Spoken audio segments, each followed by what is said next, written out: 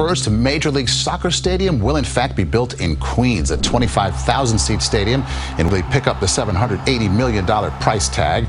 The new stadium is expected to be finished by 2027. Just imagine living over 10 years waiting for your own home, and when the house finally comes, the city is split in half. What in particular will attract controversy about this stadium? And how will it organize and solidify the future of soccer in the United States? Wait for the sequel, because the full story will leave you in a state of shock. This stadium will not only be used for soccer games, it is a part of a major revamping scheme, of which signs of implementation have caused quite a stir online. Could this change New York City forever? Hang on, you may not believe it, but it is very much true. The future of soccer begins here in the city of New York. This stadium is special for New York City Football Club fans and for New York City soccer and the community that New York City Football Club represents. New York City boasts some of the largest and most famous sporting venues in the world today.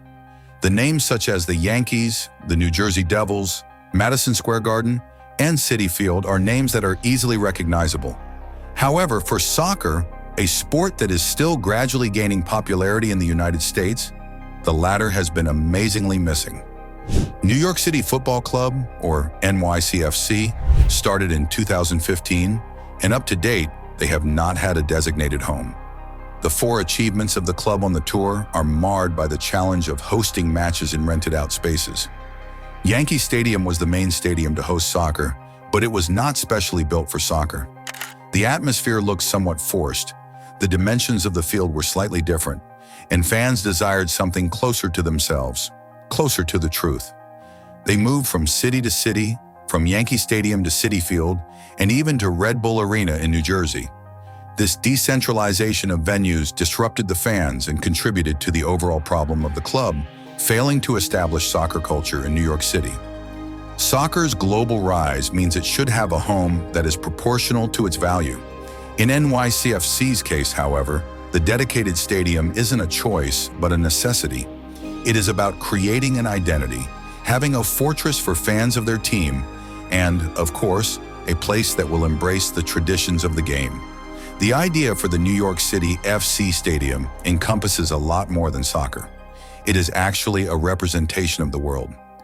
This project is based on the redevelopment of the most neglected and abandoned area of the city, known and unpopular as Willets Point, an industrial dump. For decades, the transit-oriented development focused heavily on automobile-related businesses, improved access roads filled with potholes, and systematic pollution. It was a place people passed by, and it was not a place where people intentionally went just to visit. Now, that narrative is shifting. Instead, picture an ultra-modern football stadium being enclosed by low-cost homes, parks, successful shops and restaurants, and a bustling civic hub. The rehabilitation proposal is not only about sport, it is about restarting a city as well as creating a new pole of attraction for culture, leisure, and opportunity.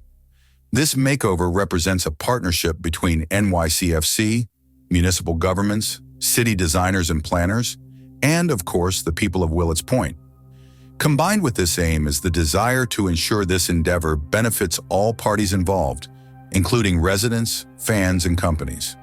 And so they tell me, it's not just a stadium, it's our beacon of hope for a much brighter future for Queens.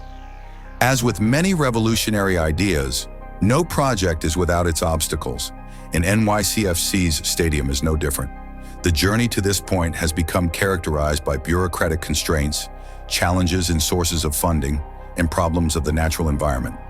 First of all, the ULURP procedure was an enormous obstacle in its own right. This long drawn-out approval process involved interaction with several other city departments, community boards, and the local inhabitants. There were questions on the influence of the environment, the displacement of first-generation businesses, and traffic jams, among others, which would have to be cleared to make progress. Willets wants an industrial type to prove to be the additional factor of complexity. Years of inattention led to polluted ground throughout the premises, further complicating before the actual construction started. A significant amount of planning went into the implementation of this process in order to avoid endangering the neighbors and to reduce the effect of the construction project on the environment. Next, there was the focus of finance. Constructing a stadium is an expensive venture. Estimates put the figure at a bit over $780 million. For NYCFC, the means of funding had to be found through private equity, and at the same time, it had to consider a public-private partnership model and look for incentives supported by the city. These challenges are really a big challenge for all who were interested. It put everyone to the test. But the issue remained. Three major questions related to the challenges presented by the framework remained unanswered. Can these hurdles be overcome? Nevertheless, NYCFC and all its partners maintained their resilience and creativity.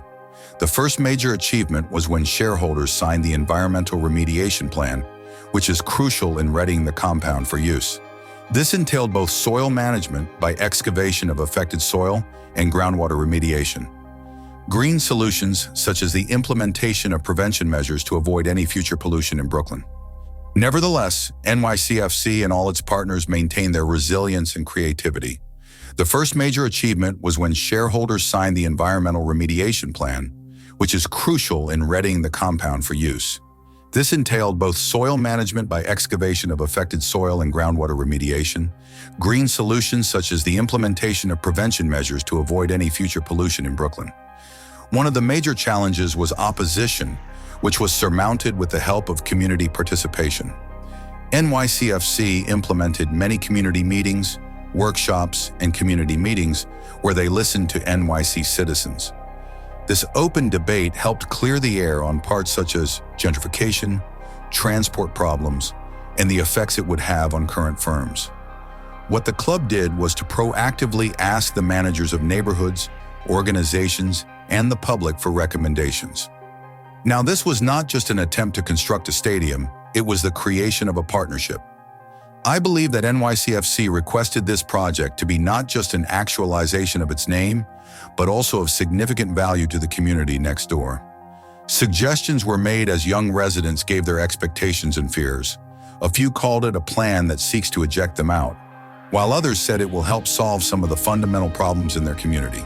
Instead of removing themselves from these voices, the club embraced it, making feedback the roadmap for improvement. An interesting development within the plan was the vigorous development of affordable housing. A part of the development plans was devoted to guaranteeing that original inhabitants could not be excluded by a higher rent.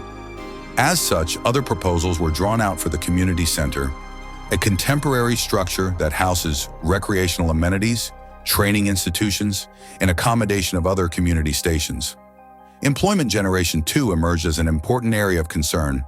Thousands of jobs for construction, stadium operations, and businesses around the facility were also to be created according to the project. Some of the public benefits also included provision of better public transport, better road networks, and better and well-lit footpaths and bridges, so that the aim of this project was not only to alter the facade and the appearance of the neighborhood, but also to affect the quality of life of the people living there in a positive way. When construction started, this dream was seen to be real. The cube, a dazzling LED-studded entryway, set the stage for an immersive experience. Inside, the magnificent 25,000-seat stadium symbolized more than sports, it represented progress and unity. NYCFC's commitment to listening and acting turned a controversial project into a beacon of responsible development, showing what's possible when a city's dreams and its citizens' needs align. But what actually sets this stadium apart is its devotion to sustainability.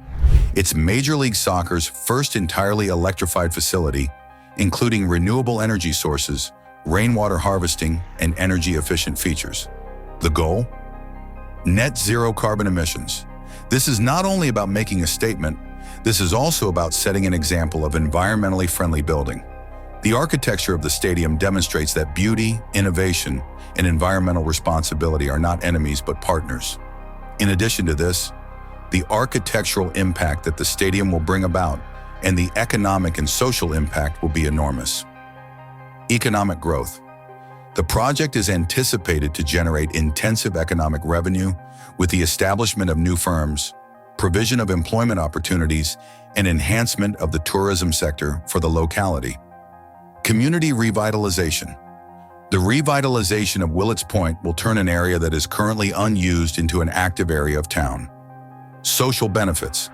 Crucially, the folks will benefit from the economic stimulation explored in the stadium. And such community programming drives will significantly enhance the lives of people living in the area. In Willets Point, it is the soccer dreams of fans, the vision of growth in Queens, and the future of environmentally friendly development. This isn't just a stadium, it's a representation of everything New York City stands for. An ambition of the city, a growth-centered city, and a receptive city to a progressive future. Watch this great story unfold as it moves on to the next chapter. If you are interested in soccer, you are a dedicated New Yorker, or you have faith in the power of large-scale initiatives, this is a journey you will not want to take. If you enjoyed this video, kindly hit the like and subscribe button. Don't forget to turn on the notification bell so you will be notified when we upload new videos. Thank you for watching. See you in our next video.